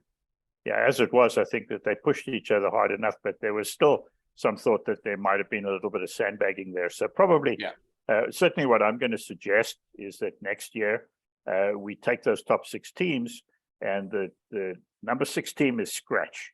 They run with no extra laps. And then everybody else gets added whatever the differential was, so that the guys are not giving away laps in the preliminaries just in order to get a better draft choice. Yeah, I'd actually thought of that myself a couple of weeks ago, and I think that's a good idea. So there's the incentive not to sandbag is you get laps that you're going to keep. Yeah. And if you want to go ahead and try to sandbag, you lose laps to do that. And then you've got to play that. You've got to play that up against, if you're going to get the number 3 driver or the number 4 driver out of in the draft, how much difference is that going to make? Yeah, so it's essentially like more like a 5-hour enduro now, and then you pick up that extra driver to drive the last half of the race, or what do you want to call it? Correct. I think that would be a good idea. What we should do. Anyway, whatever it I was, would it was say- a hell of a good day. It was a fantastic race. Everybody really enjoyed it. Even me. It took I would me say that 2 the- days to recover. Recovery. Wow, Yeah. Sunday I was out of it. I slept the whole day. And I had a Anyway. 380-mile drive home on Sunday, so. Mhm. You have to stop stopping the track every 7 minutes to do these driver changes. That's the issue. Well, Honestly, gotta do what you gotta do. you make a driver drive for more than 7 minutes. The hand won't do what they like to do in the normal qualifying and sprint races that they do at the club level. They have to Well, learn. one of the to reasons drive he wanted to endurance keep fashion. individuals. He wanted to keep individual statistics, so it was required that the same driver drive first in each heat, second and third, and it was an absolute 7-minute time, and it was a track call. So that way he could keep individual stats as well as the overall stats. Yeah, And and so in there fact, was the way reasons that for it that. worked, Marco, full of COVID and all, he followed the entire race on the feed.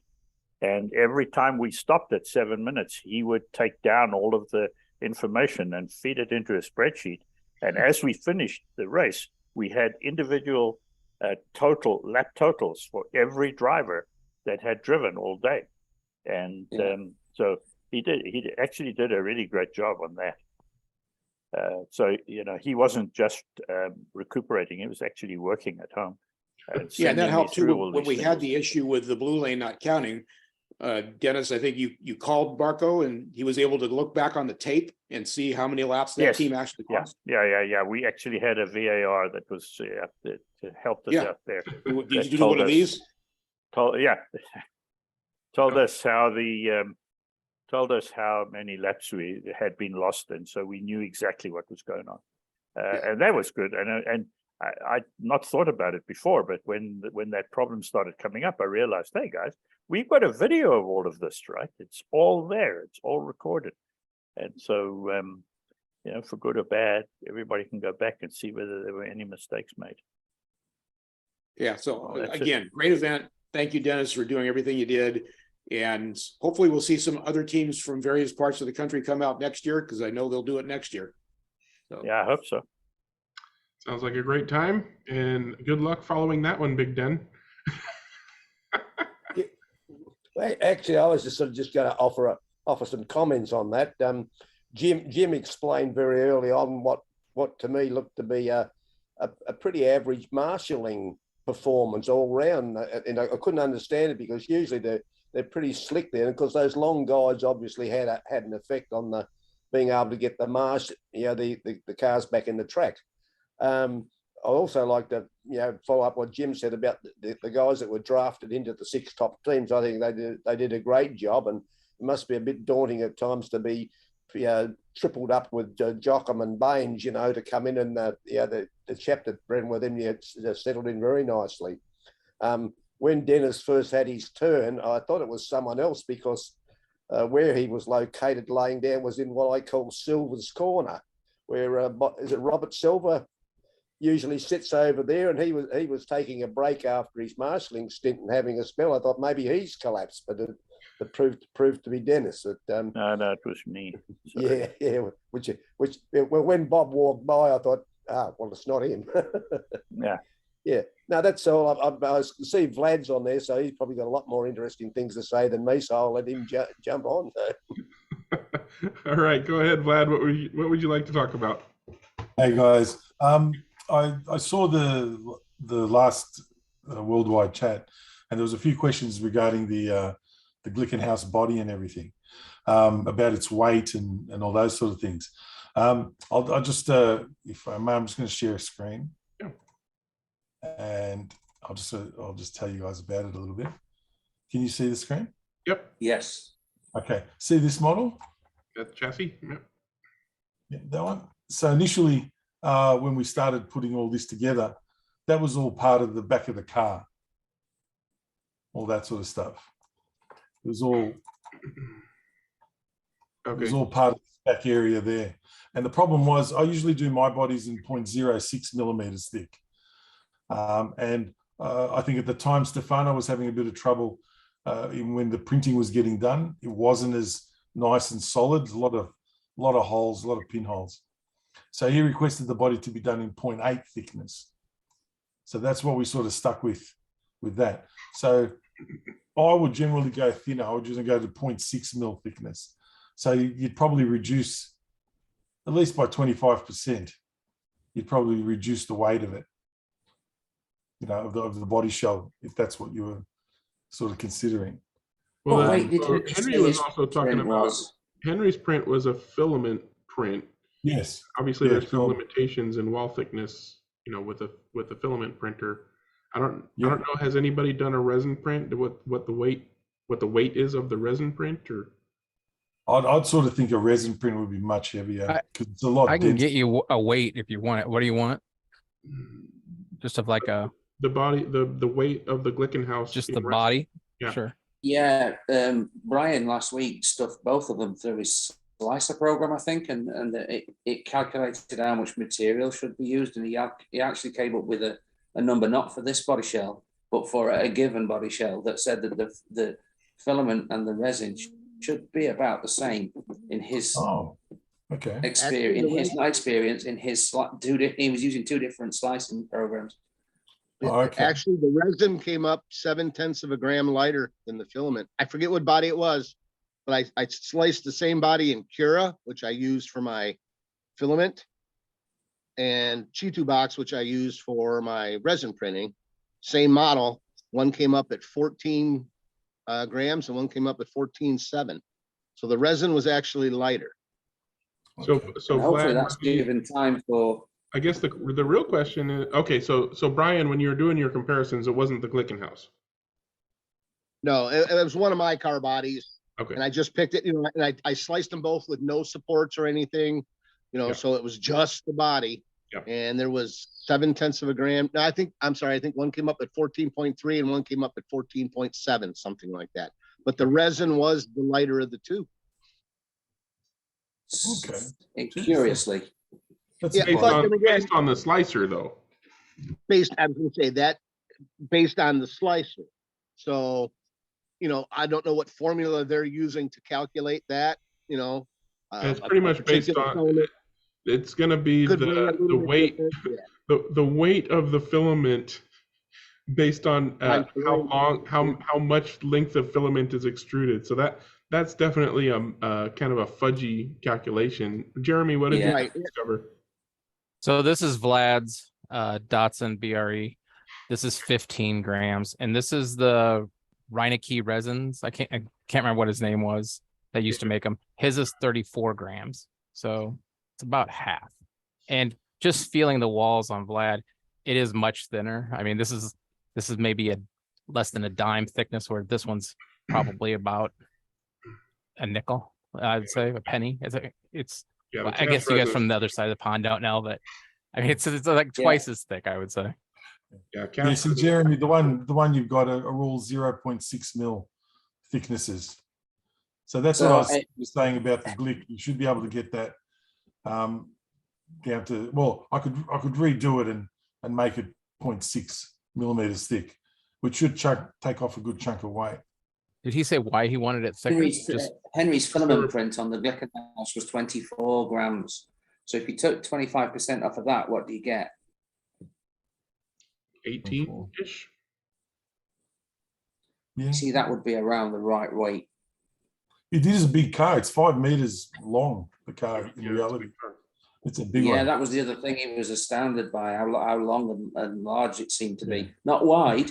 I've kept it to scale. Yeah, I've kept it to scale as much as possible. But yeah, he also added that he'd done that comparison with his vernier and the data he could find online, and that the scale was correct as far as he was concerned. So, but a big thank to Stefano for doing that work, and especially his work on the chassis as well. What happened with the horizontal wing plane in that? Did it run with just the three birds coupling? It's a separate part. Yeah, it's a separate piece.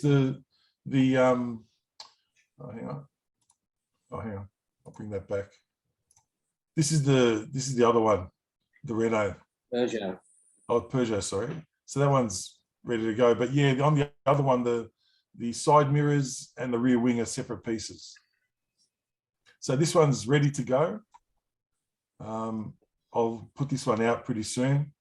Again, I took Vlad, sorry to interrupt, but I see you have the glass there. Do you actually print that in clear resin? No.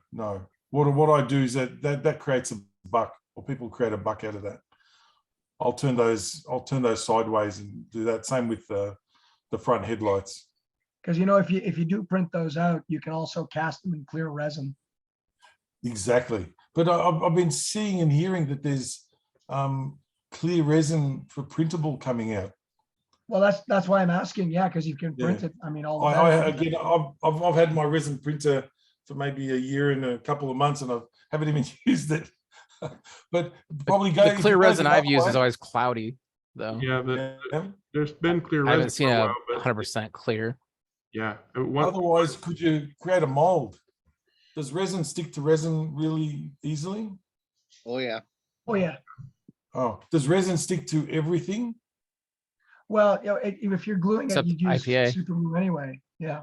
So I was thinking if you print this out, you could make it as a bit of a mold, put down some, I don't know what you call it, the clear tape, or sorry, the cellophane, or what you use for food wrapping. Yeah. Right, and then use that as the buffer between the two, and then just pour some resin over it. Yeah, it'd be hard not to be wrinkled. And if that peels off. To be perfect, yeah. I mean, if you printed it out the way you wanted it, you'd make a mold that would be exact, build some runners, and you'd have as many parts as you wanted. Yeah.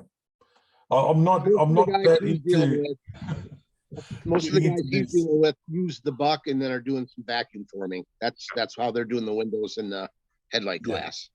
Correct. Yeah. Gotcha. Okay, sorry. I didn't mean to interrupt. I just thought that would be really cool if you could print it in clear. So Vlad, to change the wall thickness of your body shells, is that a simple case of changing one number in one location and the whole thing changes? Yes. I mean, look, this is where I'm going to be having a big issue now producing models for what I do. There was a company called Make Printable, and I found those earlier on. And what I'd usually do is clean up the model, make it into just an external surface, and then they did the rest. It was fantastic. Didn't have to do anything more to the model. So I sent the model to them. It allowed me to basically, their automatic fixes all the layers, lines, and all that sort of stuff, all the faces. Any errors, it would fix them. And it would also then give you an option to close the holes or give the body a thickness. But because it was like a shell, when you added a thickness, it went both ways. So you'd lose a little bit of detail on the surface, but it would thicken it both ways. So 0.6 mil thick was 0.3 outwards, 0.3 inwards.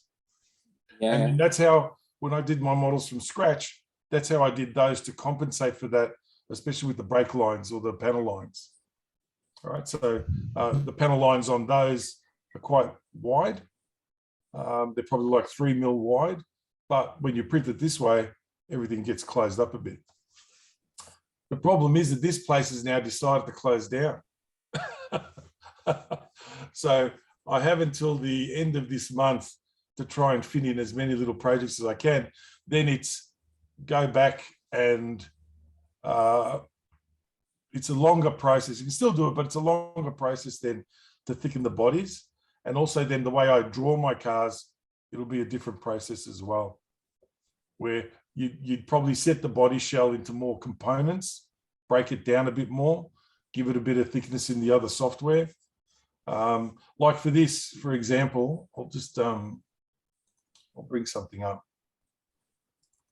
Vlad, when you draw your cars, are they solid and then you hollow them later? No, well, again, these are, and this is another thing. A lot of the cars. No, they're just an external shell, Brian, and he just adds thickness to get into the body. I clean it up as a shell. Look, I can show you for this one.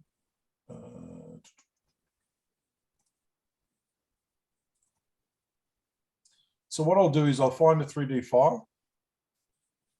Now let me stop sharing, and then can you guys see that? Hang on. How we see You the see your final- desktop You with see the that? folder. Yeah, now we see the Yes. multicolor car there. Yep. Okay, so what happened is you get the mesh, and then what I do is I break down the mesh into like components. Then I'll clean them up and fix them, because this mesh, when it came in, these were all like separate areas of the car, but half of it may be missing. The 3D faces don't sort of come in properly. So I've gone through and fixed it bit by bit to get all the parts to work and to fit properly.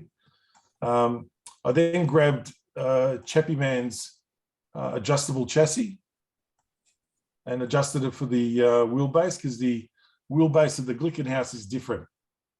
So I couldn't use that one again. So I've done that, fitted that in there. That all works. I've got these other little bits. But that's what I'll generally do, is I'll strip it down. I mean, again, this is a really smooth mesh. Once you see So the what mesh. we're looking at is just a mesh and not got any thickness there. Correct. There's no thickness to that.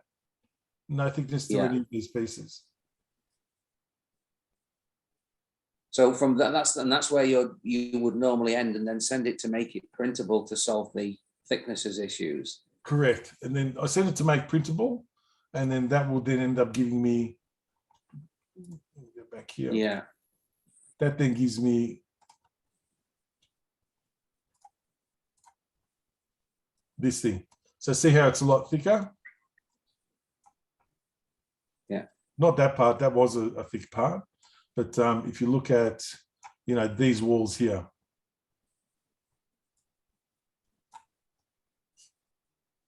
Like this is a skinny wall, but it had a little bit where it comes back, a little lip on the edge. And that's the thickness of 0.6. Again, you can see the thickness here. Yeah, in those vents. Correct. So as you can see there, it goes inside and outside the thickness. Now, there are better processes of doing this, where you keep the whole nice detail on the external and only thicken on the inside. But yeah, if I was to make this a bubble and close off the wheels and everything in the original model, I could take it into Mesh Mixer and thicken it internally. But then you come back and then you have to cut out the holes and clean them up. And again, depending, but first you've got to fix the mesh before you can do that. And so new process, get into NetFab or some other program, Blender, go through, get reports, fix the mesh. Once it's fixed, then you can start to either close it up or thicken it to what you want, cut out the holes, fix the mesh up, and then you got another body. And this place, Make Printable, was about, it was about $300-400 a year. But it was fantastic. Cleaned the model up, sent it straight in, and it was really, really good. If you like.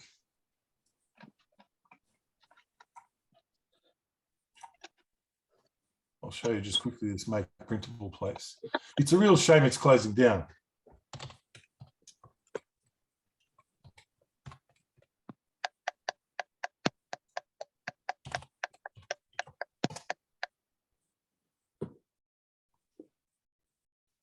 Okay, so these are my models.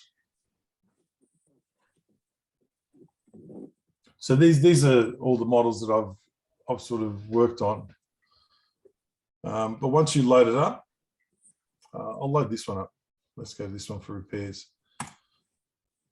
Now I've done this one in a couple of thicknesses, 0.4 mil and 0.6 mil. But this is the repair process. It's fantastic. It's really good. Maybe it's going to take up too much time. So it'll first bring the model in. You check on this side the scale. So usually the scale that when SketchUp was doing it, it does it wrong.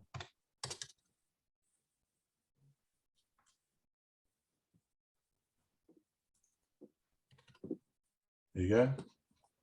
That's probably closer.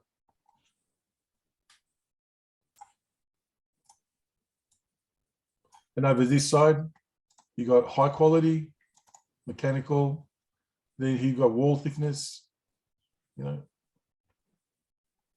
thick as you want. You got polygon count if you want to increase that. Any clearances or any holes you want to close. This I'm not sure about the hollowing. I think maybe that's if you've already got like a balloon model, you can then add what sort of internal hollowing you want out of that. So if I go 0.2, repair, goes away, does its number crunching, and at the end it allows you then to view the file again and then to download it in STL object or otherwise, or send it off to be printed. But unfortunately, this place is closing down. It's a real shame because they made everything so easy. Have they not got competition then? Oh, look, from what I see out there, there's no one who comes close to the ease of what they did. You know, the model then is, here, I'll just go back to this one, the BMW. So here's ones I've already gotten from them. Oh, hang on.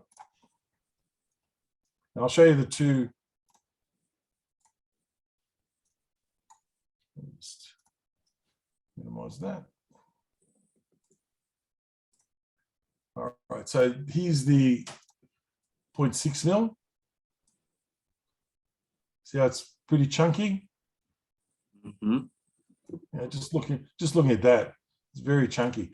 And you got to understand, remember on a nozzle, the nozzle's 0.4 mil, right, wide on your 3D printer. Yeah. So that's just a little bit wider, or 1.5 times wider than your nozzle.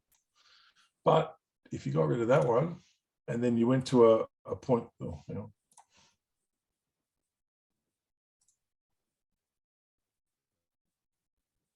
Six. Here we go. Now this one's at 0.4. Right, not as thick. You get a bit more detail throughout the body. You know, this area here, door handles. You get a bit more. More visible. Exhausts are more visible. Yeah. Yep.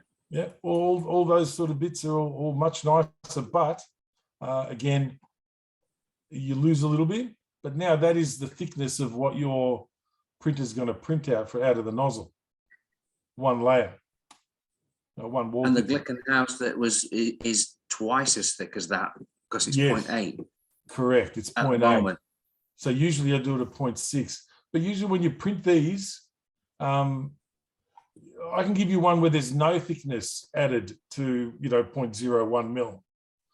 It was Henry that was having a go, shall we say, and it's Henry that could really benefit from seeing the Glickenhaus file at 0.4 and having a go with that. Yeah, he's well, moved it all on comes to down to your. In all honesty, it all comes down to your printer in the settings you do, because if I bring in a model.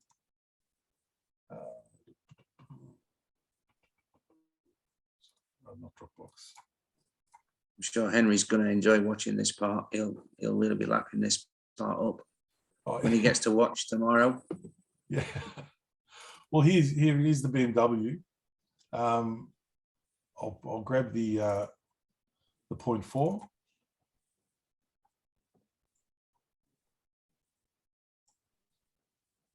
So is that the way you would print it, Vlad? No. I used to cut off a little section off the back, and then I'd print the bottom part and then the top part, and then glue them together. But I found doing that gave you a fantastic finish on the outside. But I noticed it started to squash these holes up a bit for the wheels, because again, it's hot plastic on top of hot plastic. Gravity's pushing it down a little bit. So that was, yeah. But if you look at this part now, if I do the slice. I think Henry was printing his at about 40 degrees angled. I'm not mistaken. Oh, right. Okay. For Henry was also doing resin prints. Yeah, the resin. You're talking about videos. Yeah. So that's normal. All right. So here's where you can see this will be a failed print. Right, this is a 0.4 failed print, because that is the thickness of the wall, one line, or it's coming up to like 2 to overlap. But that red is the line that's coming through. The green and yellow are the infill. So you got just one line for that wall. So that's going to be very, very thin. And in some places, it probably won't print very well. This is where you use things like horizontal expansion. I usually do, if I do something like this, I'll do a whole horizontal expansion of 0.25. I'll show you about that. And plus wall thicknesses, 3 count. I'll give it a three count wall thickness. You've got to understand that the walls are different to the top surface. Yeah. When these things print. So let's have a look now again. So now you've got 2 lines straight away. Yeah. With that infill coming in as well. So now you've got 2 lines for the whole side. Most of the door. Correct. So now you're going to see that now will probably work. You'll now get a body, but it's going to be very thin. It may have, you know, a few little holes in it here and there. But if your printer prints well, you know, 0.12 height, layer height. So usually I do 0.05 layer height. But I take it then that Henry can do this already with the file he's got, no? He should be, oh, well, look, that file is already thickened. You know, it's already thick. That's a it's standard. easier to thicken the file. Yeah, it's easier to thicken the file this way than it is to thin the file. I don't know. A lot of other people that have been printing resin are saying that they can hollow out the body a bit more. But I haven't done any resin printing, so I don't know. There's a variety of features in the slicing program. The program that I use based on Slick 3R or Slicer, Prusa Slicer, has the same kind of thing. It's called XY compensation, and it's basically a thickener. But just like he was talking about earlier with thickening the model, you're going to lose details because the slicer is doing the thickening, but you're still thickening the model, right? So you're by the nature of the thickening process, you're going to lose detail to a certain amount. So you got to play with, you know, how much, you know, what did you say you were using for the XY expansion? 0.6 points. Yeah, I mean. Oh, sorry, 0.25. 0.25. Yeah, I mean that's pretty extreme. You know, you might get good results with 0.05 or 0.1 or 0.15. You know, or 0.2. So those things can be experimented with both for filament printing and for resin printing. And then like Vlad was saying, resin printing has a whole separate function called hollowing, where the assumption is that the model is solid and that you don't want to print a thing that's actually solid, because not only is that wasteful, but then you know you have all kinds of long-term curing problems with a solid object. So hollowing is a fundamental feature of resin printing slicer programs.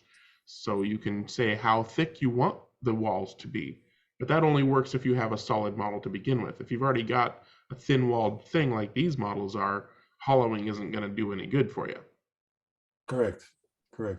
Like he's switch to resin. Switch to it's resin. Much easier. We did this one.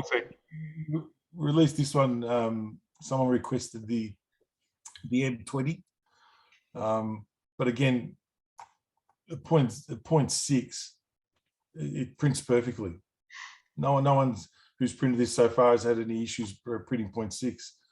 But like I said, in the early days when we first started, we were at 1.8 mil thicknesses and 2 mil thicknesses. Yeah, it was a shocker. Yeah, but again, did you get that NSR F1 done for somebody? Somebody was wanting one. Oh, hang on a second. I'm sorry. That's like the one that I've been waiting. I was like, man, if you do that, you're spending money. You're waiting for this one, the 330. I just remember you had one that was going to sit on top of an NSR F1 car. Yes. Well, these are again. There's some F5000. The March T330. That looks like that looks like it says an NSR F1 in the title. It is the bottom. That's definitely the NSR chassis. Hang on, where was it? I think it was I don't know. Sorry, but initially the idea was. We saw it to do the 84 grid. Oh, hang on. Are you seeing the screen? Sorry, I'm not even showing you. Right, yeah, we're seeing. We're seeing the screen. We're seeing the file. You're still sharing. You're seeing the file, not the model. Okay, hang on. The models. There we go. Here we go. Okay. Yeah. Sorry, I'm showing this on another screen. There we go. That was the 330s with that chassis. I've also got the Ferrari, but the idea was this 1984 whole car set. I was going to start doing that, but I think I'm going to come away from that, and I think we'll do these F5000s and something like that instead. Either that or the other good chassis for some of these cars is the Polysteel F1, the modern car. Yeah, that's got a nice long wheel or a nice wheelbase for some of these cars as well. But there's very little time in the day. Between that, here we go. We've got a here we go, McLaren.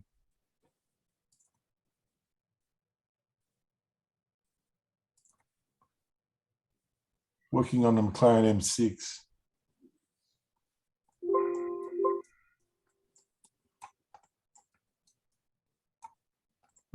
You just partway through the mirroring process there.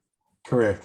Halfway through, I already had an M6 body, but now I've started to change this whole side and rear. The whole canopy is going to change, so that's going to turn into a Can-Am. I can strip that and delete that part, no problem. But that's one. Then we've got, oh geez,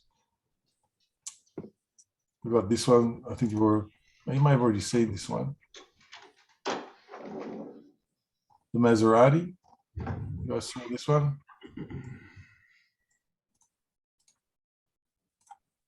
You guys saw that one? You've seen that before? Yeah, so that's in the works. Plus there's another Mirage, something. Just too many projects. Did I show this already on the camera? I think Dennis wanted to see the one Vlad. I was going to ask you a few questions. We haven't seen the Volvo yet. Oh, okay. I thought I was. Maybe it's finished to my standards, but it's the best. So it's so funny looking. It could probably come down another millimeter or so, but yeah, but even so, it looks good. That looks so cool. Yeah, I think he did a great job. It's all Vlad. I just printed it, but I love it. It's so goofy looking out there that I don't care if I win or lose. I'm just styling out there. It must come with like a plate of meatballs, right? Well, you can put the groceries in the back here. You deliver them safely every time. Show the Datsun as well again, if you could. Sorry. What was that? Show the Datsun as well. I wanted to see that again. Oh, did I show you? Okay. I don't got it mounted yet. I'm still waiting on glass. Oh, look at that. That's not too shabby. You can see it's still kind of green under here, but not too shabby.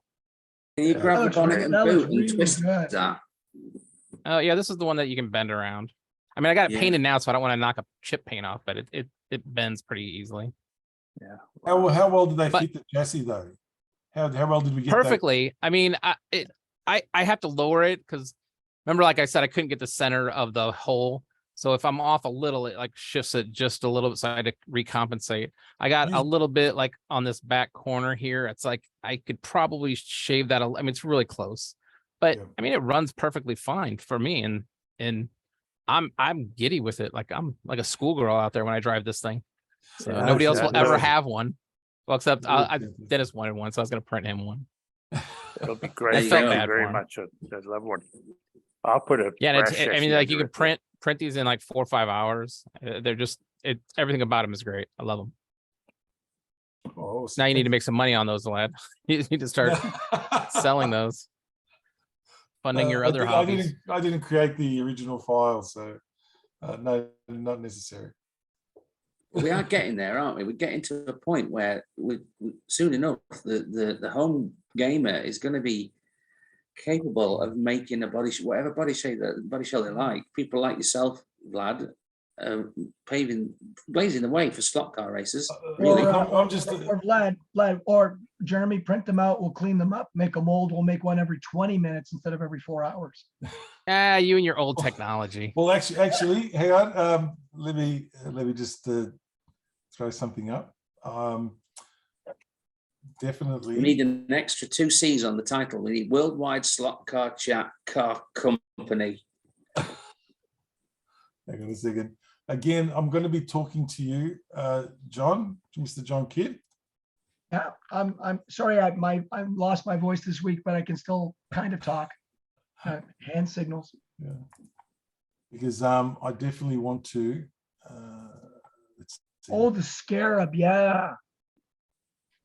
I definitely want to talk to you about this one. Yeah. And let's. I'm going to finish off with all the. I've got all the panel lines on the correct model, but. By the way, you know all those undercuts, we can pull it out of a mold just like that. Oh, excellent. Oh yeah. Here we go. This is the. I guess it's that old technology. Yeah, flexible silicone. There is a mold making resin we could try too. Like, well, I do have these in separate pieces anyway. Yeah, they should be separate. Yeah. Yep, and the same with the petrol filler cap. We've got a few. Well, the filler cap you can get away with. Well, actually, if you have a second, Vlad, I'll show you what our daughter actually she's got 2 cars ready to deliver. If you want to see. Yeah. Hang on, let me just open up the files here. I didn't want to really show them because I didn't want to get into trouble at the house here. But for that. Yeah, if you want to see. So this is a Christmas order that Vlad's still sharing. Oh, I'm sorry. Oh, hang on. How do I stop it? It's there you go. There you go. How do I stop? So, yeah, somebody, actually a friend of the chat ordered these 2. Oh, look at that. Beautiful. So the 340 Americas. Beautiful. There's a red one. And again, that's all cast.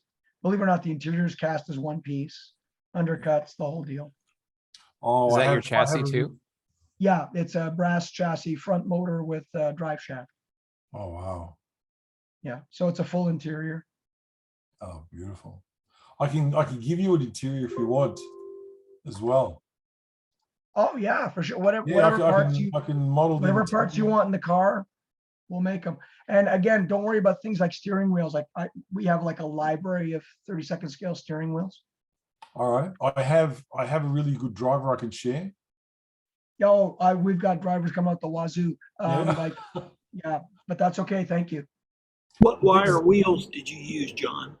Those are cast from ground down Ninco wire, like a plastic wire, and then the caps are actually from the Auto Art C-type Jag. The knockoffs. John, what parts would you make separate? Well, again, it depends on how many versions you want. I mean, we could do the entire body, less the hood, for example, and then put hoods in. Or you could make a separate whole entire body mold for each part, whatever you want to do. You would want the exhaust separate, didn't you say, John? Yeah, that would be nice. Yeah. Yeah, we can do that. It just makes the body easier to cast, believe it or not, and pull it out of the mold. I can do that. Do that also with a petrol filler. But do you think that an option for the rear bumper bar as well? Well, here, you know what? I should show you. Let me see if I've got a picture of her TR4 here, because I can model it. What's that? I can model it, and we can print it out. Yeah. Oh, hang on. You know what? I'll show you with the 356. Okay, let me show you with the 356 is here.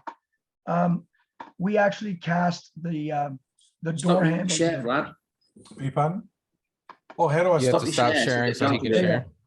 I can show you how. And I apologize for showing this earlier, but she actually can cast in. You see those door handles? Yeah. that's actually cast in the mold. Oh, beautiful. Jeez. Yeah. So that's the way it comes out. That's really good. Yeah, yeah. You can see it here, like you see the gap. And it's just because what you do is you put a little plug in there that when you take it out of the mold, just pop the plug out and the door handle's there. And again, all of these bits are cast in as well. Here, I'll show you like there's, oh wow. I've been playing around with colored resin, because the great thing about colored resin is this is the way it comes out of the mold. And then if you really want a nice sheen, you can polish it with novice polish, and it looks like it's painted. And you can What are you coloring the resin with? It's actually a specific tint for resins. Resin tinting ink or something. Well, yeah, I'm not quite sure the chemical composition, Jeremy. I apologize, but it's made by the same company that makes the resin. So you basically pick whatever color you want. And here I could show you. But the great thing is you can beat the living life out of this thing and it won't scratch. And that's what I did with this car. This is actually, I tinted a light blue for myself and cast it and then built it. Beautiful and you're work. talking about drivers and helmets and so forth. Like this is that's a vintage Cox head 1/32 scale, which is actually perfect 1/32 scale. Their 1/24 scale head is almost like 1/20th, but the 1/32 scale is beautiful. That is beautiful. So and then beautiful build. Oh, thank you. And then, yeah, full interior again. And you can see the gap here. That's the way it comes out of the mold. And these I guess body moldings are actually steel. Are they paper clips? No, it's actually I use actual steel and bend them to the shape and then pop them in. Fantastic. And again, a lot of this stuff, I mean, it's all the badging is you'll love this. That's a casting of what do you call it? Oh God, what's that? Photo etch. So we actually cast photo etch. Oh, wow. Yeah. I'm gonna tell John to stop talking because he's lost his voice already. I promised him that I would keep him from talking too much, and you've already over talked. But this is sorry, but all I can say is, hey, listen, it's so quiet around the house, and my wife is so happy. I have a question. About 2 hours. I'm gonna hit the stop button. Everybody, wave bye. Here we go. 1, 2, 3. Stop.